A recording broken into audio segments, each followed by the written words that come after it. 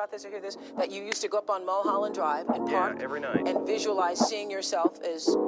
Yeah, I would visualize, This is when you were broke and poor. You know, right, having directors interested in me and people that I respected saying, you know, I like your work or whatever that is. And I would visualize things coming to me that I wanted or whatever. Drive home and think, well, I do have these things. They're out there. I just don't have a hold of them yet, but they're out there. I wrote myself a check for $10 million for acting services rendered, and I gave myself 5 years, or 3 years maybe.